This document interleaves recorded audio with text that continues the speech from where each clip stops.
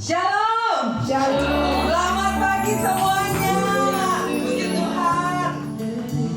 Kita bersama-sama lagi di tempat ibadah untuk memuliakan nama Tuhan, mempersembahkan yang terbaik buat Tuhan. Puji Tuhan. Semuanya sudah siap untuk memuji dan memuliakan nama Tuhan? Amin. Haleluya. Kita mau siapkan hati kita. Kita mau berdoa terlebih dahulu mengucap syukur kepada Tuhan. Bapa di surga, terima kasih. Hati kami limpah dengan syukur untuk kebaikan-Mu, anugerah-Mu, penyertaan-Mu, perlindungan-Mu sepanjang minggu ini.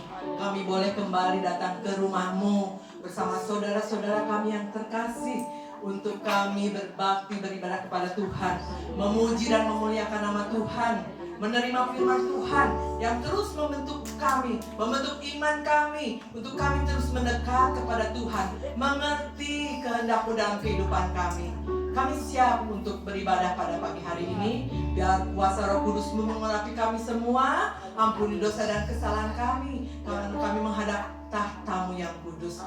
Bapa, Kau berkati, Kau lingkupi ruangan ini dari yang terdepan sampai terbelakang. Biar kuat kuasa-Mu yang bekerja. Di dalam nama Tuhan Yesus kami percaya Kau hadir di tengah-tengah kami dan disenangkan dengan apa yang kami lakukan pada pagi hari ini. Terima kasih Bapa di surga. Di dalam nama Tuhan Yesus kami sudah berdoa dan mengucap syukur. Haleluya. Amin. Haleluya. Terima kasih Tuhan. Kami datang kepada-Mu Bapa, bawa pujian kami, bawa syukur kami kepada-Mu Bapa. Haleluya.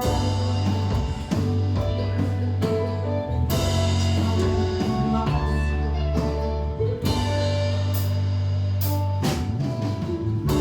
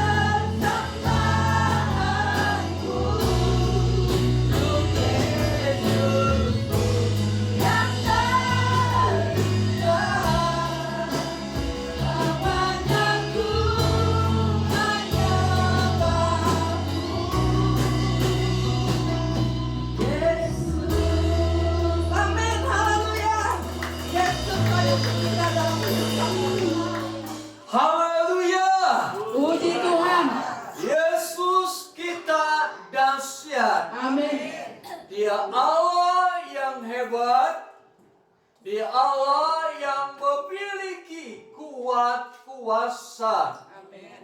Tidak ada seorang pun di dalam dunia yang seperti Yesus Kristus. Mari kita perhatikan Markus pasal 10 ayat 46 sampai dengan 52. Saya undang kita buat berdiri dan kita akan baca bersama-sama setelah hitungan 1, 2, 3. Tibalah Yesus dan murid-muridnya di Yeriko. Dan ketika Yesus keluar dari Yeriko bersama-sama dengan murid-muridnya dan orang banyak yang berbondong-bondong, ada seorang pengemis yang buta bernama Bartimeus, anak Timeus, duduk di pinggir jalan. Ketika didengarnya bahwa itu adalah Yesus orang Nazaret, mulailah ia berseru, "Yesus anak Daud, kasihanilah aku." Banyak orang menegurnya supaya ia diam. Namun semakin keras ia berseru, "Anak Daud, kasihanilah aku." Lalu Yesus berhenti dan berkata, "Panggillah dia." Mereka memanggil orang buta itu dan berkata kepadanya, "Kuatkanlah hatimu, berdirilah." Ia memanggil dia. Lalu ia menanggalkan jubahnya. Ia segera berdiri dan pergi mendapatkan Yesus. Tanya Yesus kepadanya, "Apa yang kau kehendaki supaya aku berbuat bagimu?" Jawab orang buta itu, "Rabuni, supaya aku dapat melihat." Lalu kata Yesus kepadanya, "Pergilah, imanmu telah menyelamatkan kau." Pada saat itu juga melihatlah ia, lalu ia mengikuti Yesus dalam perjalanannya. Haleluya, haleluya. Orang masih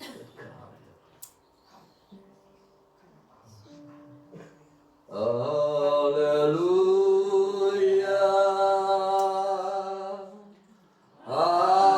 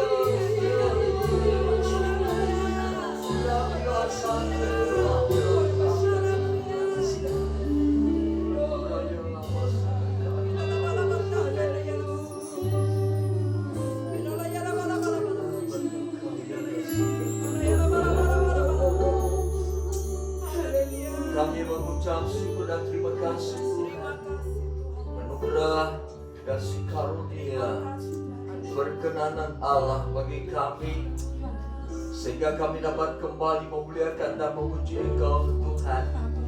Biarlah setiap puji-pujian yang kami naikkan kepadamu ya Tuhan menjadi dupa yang harum dan menyenangkan hatimu. Pada saat ini kami akan mendengarkan firman-Mu Tuhan.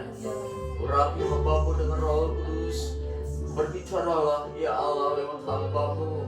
Biarlah kami semua mengetahui isi hati-Mu, kehendak-Mu, dan apa yang harus kami perbuat dalam kehidupan ini.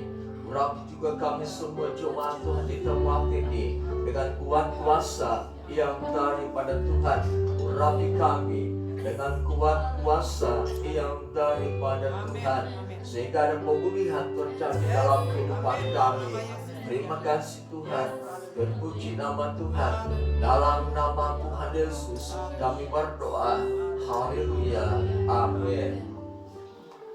Waktu yang akan kita lalui di hari-hari yang akan datang adalah waktu di mana kita harus selalu bersekutu dengan Tuhan, selalu menyediakan waktu yang terbaik bagi Tuhan, supaya ada relasi antara kita dengan Tuhan dan realita Tuhan terjadi dalam kehidupan kita, seperti yang dialami oleh Bartimius, seorang buta berseru kepada Yesus minta belas kasihan.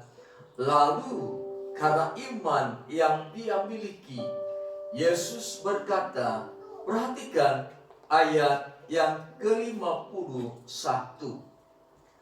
Markus pasal 10 ayat 51. Tanya Yesus kepadanya, apa yang kau kehendaki supaya aku perbuat bagimu? Jawab orang buta itu, Rabuni, supaya aku dapat melihat. Lalu kata Yesus kepadanya, pergilah, imanmu telah menyelamatkan engkau. Pada saat itu juga melihatlah ia. Lalu ia mengikuti Yesus dalam perjalanannya. Ketika Bartimius berseru, Yesus, anak Daud, kasihanilah aku. Yesus bertanya kepada Bartimius setelah ia datang kepada Yesus, Rabuni, supaya aku dapat melihat. Perkataan daripada Bartimius ini menunjukkan iman yang dia miliki, keyakinan, kepastian bahwa di dalam Yesus dia bisa memperoleh kesembuhan. Di dalam Yesus dia memiliki keyakinan bahwa hanya Yesuslah yang sanggup mencolokkan matanya yang buta sehingga ia dapat melihat. Kemudian di dalam ayat 52, lalu kata Yesus kepadanya, pergilah, imanmu telah menyelamatkan engkau. Artinya iman yang ada di dalam diri seseorang diperhatikan dengan sungguh-sungguh oleh Tuhan Yesus. Iman dapat kita katakan sebagai sikap hidup yang benar di hadapan Allah. Ketika seseorang bersikap benar di hadapan Allah, itu dikatakan dia sebagai orang yang beriman. Iman berarti melepaskan andalan pada segala usaha diri diri sendiri dan beralih untuk mengandalkan Yesus dengan sepenuh hati. Inilah yang dilakukan oleh Bartimius. Dia memiliki sikap yang benar di hadapan Tuhan. Dia datang kepada Yesus. Yesus, aku ingin dapat melihat. Inilah sikap yang benar yang Bartimius tunjukkan dan Bartimius katakan kepada kita. Milikilah sikap yang benar terhadap Allah. Itu berarti kita sedang menunjukkan iman kita kepada Allah. Bartimius merubah dan sikap yang dulu yang mengandalkan dunia dan segala-galanya. Sekarang dia beralih dan berkata, Yesus, aku ingin melihat. Jadi perkara iman dalam diri seseorang itu menarik perhatian Yesus. Bukan kekayaan orang percaya, bukan keberhasilan orang percaya, bukan nama besar orang percaya, bukan tingkat sosial kehidupan orang percaya. Tetapi yang Yesus perhatikan adalah seberapa orang percaya itu memiliki iman di dalam kehidupannya. Ketika Yesus berjalan, Bartimius berseru, Yesus, Anda kasihanilah aku. Kemudian yang berikut, Yesus, kasihanilah aku. Yesus mendengar dari suara yang datang dari Bartimius. Yesus melihat ada iman di dalam pernyataan diri Bartimius. Jadi dalam setiap perkataan yang keluar dari mulut kita, perkataan yang keluar dari mulut kita, Yesus bisa mengetahui apakah ada iman dari perkataan kita itu. Apakah ada dan dipenuhi dengan keraguan-raguan, ketidakpercayaan, atau hanya basa-basi saja, atau sekedar puisi yang kita naikkan di hadapan Tuhan. Jadi setiap perkataan yang keluar dari mulut kita itu dinilai oleh Tuhan Yesus. Adakah di dalam perkataan itu iman? Yesus berhenti. Dia mengatakan, panggillah Bartimius. Orang yang beriman akan menarik perhatian Yesus Kristus. Dan terhadap orang yang beriman, Yesus akan memberikan waktu supaya dia bisa berkomunikasi dengan orang beriman. Jadi jelas, orang yang beriman bisa menarik perhatian Yesus supaya Yesus datang kepadanya. Dari sekian banyak manusia di dalam dunia ini, dan sekian banyak orang percaya di dalam dunia ini, hanya orang yang beriman kepadanya Yesus akan memberikan waktu. Hanya kepada orang yang beriman Yesus akan datang dan berkata, apa yang harus kulakukan bagimu? Artinya kehidupan iman dalam diri kita tidak sia-sia. Orang mengabaikan perkataan kita. Orang menganggap rendah perkataan kita. Orang tidak percaya kepada perkataan kita. Tetapi perkataan kita yang dilandasi dengan iman itu menarik menarik perhatian Tuhan Yesus. Itu menjadikan hati Yesus tertuju kepada orang beriman. Saudara, iman bagaikan magnet yang akan menarik firman sehingga keluar dari mulut Yesus. Terhadap orang yang beriman, Yesus akan berkata-kata. Terhadap orang beriman, Yesus akan menjawab.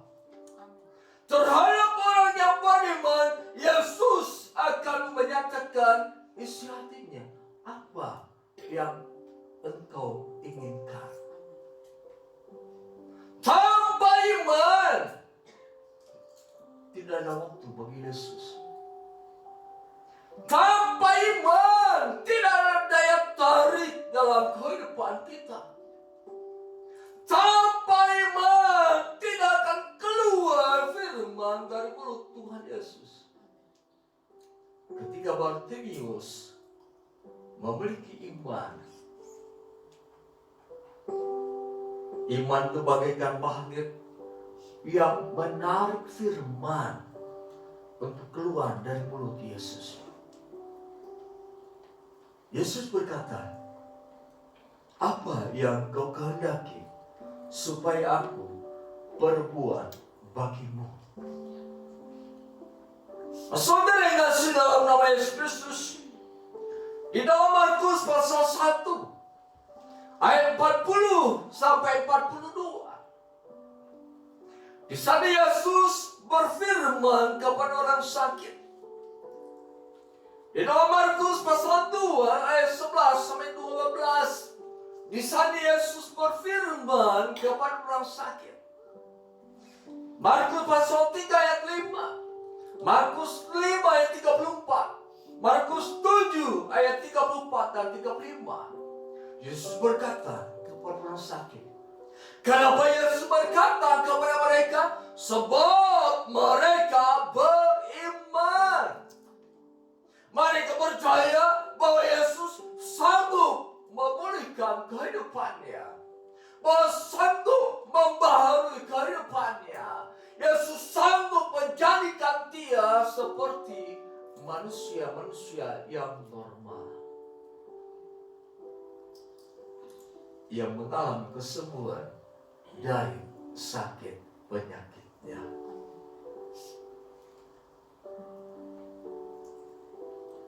Firman Allah sangat kita butuhkan. Seperti pemazmur katakan, aku bisa melihat di dalam kegelapan, karena firman Tuhan itu pelita bagi jalanku. Aku bisa berjalan di dalam kegelapan, sebab firman itu pelita bagi kakiku. Orang percaya yang beriman sangat membutuhkan firman Tuhan. Tetapi memang sayang, tidak semua orang beriman membutuhkan firman Tuhan. Tidak semua orang beriman mau mendengar firman Tuhan. Tidak semua orang beriman mau belajar firman Tuhan. Tidak semua orang percaya mau tinggal di dalam firman Tuhan. Padahal di dalam firman ada kuasa. Di dalam firman ada kuasa Yesus. Yesus berkata, pergilah, imanmu telah menyelamatkan engkau. Dari mulut Yesus keluar firman, pergilah, imanmu telah menyelamatkan engkau. setiap firman yang keluar dari mulut Yesus, ada kuasa yang mengubah kehidupan Bartimius yang asalnya buta menjadi melihat. Firman sangat kita butuhkan.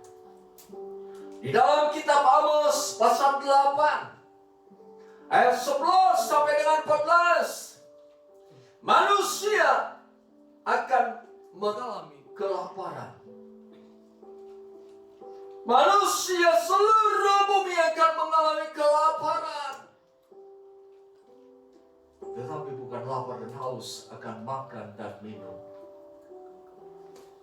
Lapar dan haus akan firman Tuhan. Pada saat itu manusia akan mencari ke utara, ke selatan, barat, dan timur. Mereka ingin mendengar firman Tuhan. Mereka ingin mendapatkan firman Tuhan. Tetapi pada masa itu manusia tidak mendapatkan firman Tuhan. Lalu Nabi Amos berkata, teruna-teruna muda, orang-orang kuat akan jatuh dan tak berdaya. Kenapa? Tidak ada firman di dalam kehidupannya. Tidak mendengar dan tidak mau menyimpan firman dalam kehidupannya. Sehingga mereka menjadi letih lesu, berbeban berat. Mereka roboh dan tidak berdaya. Kita tentu berkata, kekuatan tubuh jasmani kita karena apa yang kita makan dan minum. Tetapi akan ada masa manusia menjadi lemah, lemah. Karena apa? Tidak ada firman di dalam kehidupannya. Oleh sebab itu jadilah orang yang selalu merindukan firman Tuhan. Jadilah orang yang selalu haus dan lapar dengan firman Tuhan. Jadilah orang yang selalu mencintai Tuhan dan firman-Nya. Seperti Maria, ketika Yesus datang ke rumahnya, Marta sibuk mempersiapkan makanan minuman.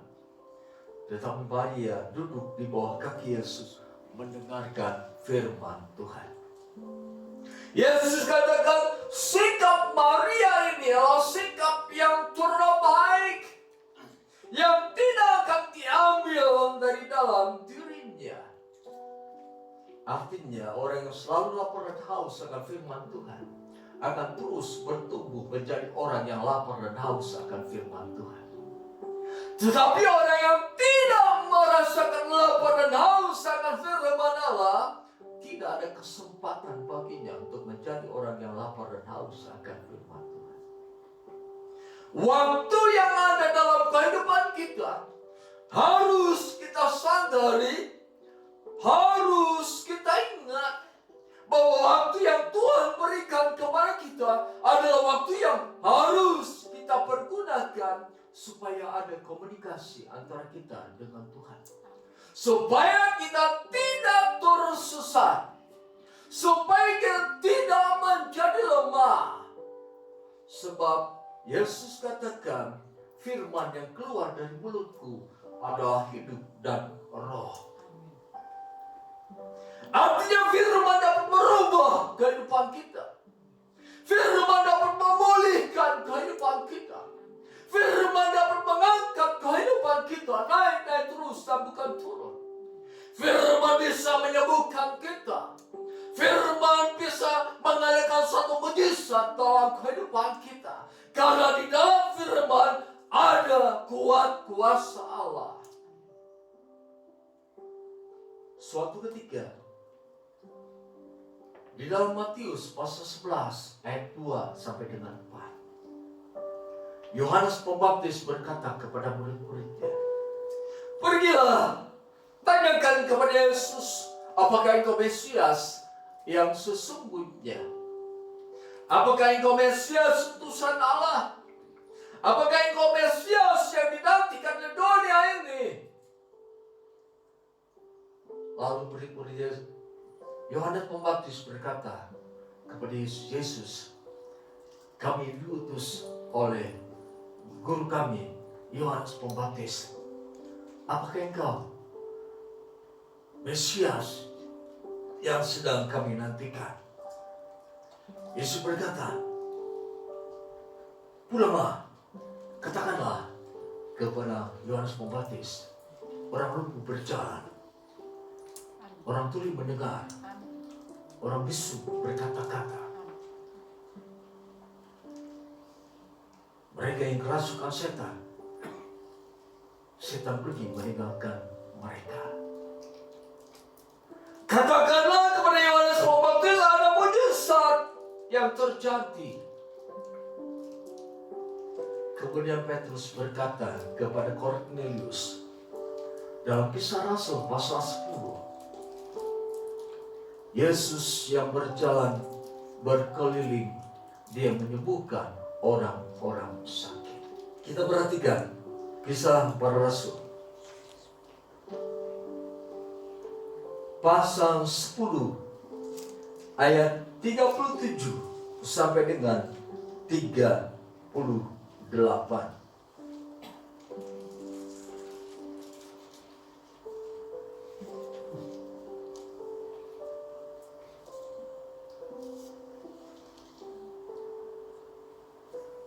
Demikian dikatakan firman Tuhan. Kamu tahu segala sesuatu yang terjadi di seluruh tanah Yudea, mulai dari Galilea, sesudah baptisan yang diberitakan oleh Yohanes, yaitu tentang Yesus dari Nazaret, bagaimana Allah mengurapi dia dengan Roh Kudus dan kuat kuasa. Dia yang berjalan berkeliling sambil berbuat baik dan menyembuhkan semua orang yang dikuasai iblis, sebab Allah menyertai dia. Jadi iman yang ada di dalam diri Bartimius bagaikan magnet yang menarik firman untuk keluar dari mulut Yesus.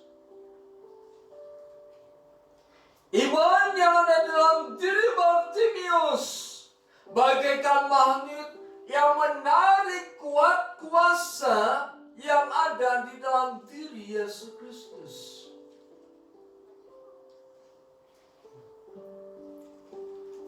Orang beriman harus selalu rindu akan firman Tuhan. Orang beriman harus selalu sadar bahwa di dalam setiap firman yang keluar dari mulut Yesus ada kuat kuasanya.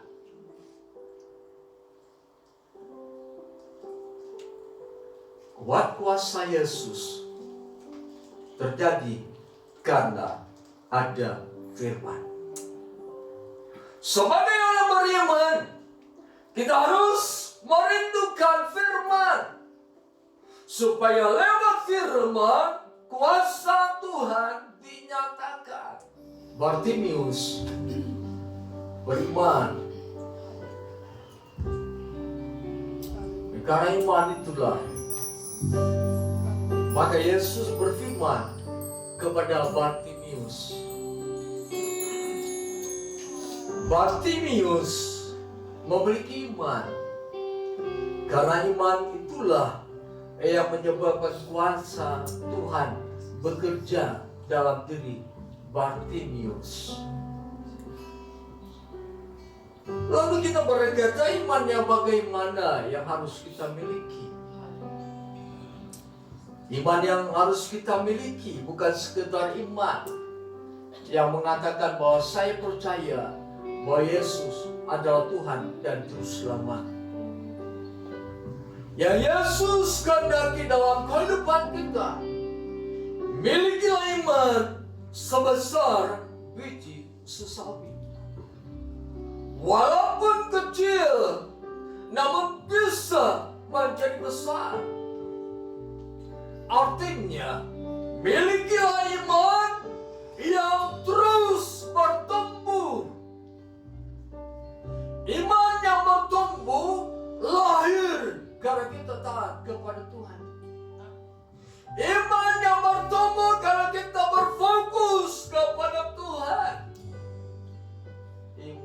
bertumbuh karena hati kita tertuju kepada Tuhan. Iman yang akan bertumbuh karena kita berserah penuh kepada Tuhan. Iman yang bertumbuh sebesar biji sesawit tersebut karena kita mau merendahkan diri di hadapan Tuhan. Karena kita mau mengutamakan Tuhan dalam kehidupan ini. Perhatikan firman Tuhan. Karena iman, maka Yesus berfirman kepada Bartimius. Karena iman, Bartimius menjadi sembuh.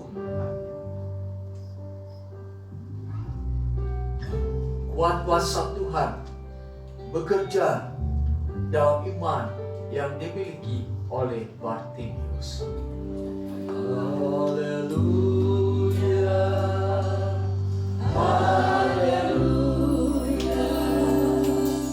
haleluya, haleluya, haleluya,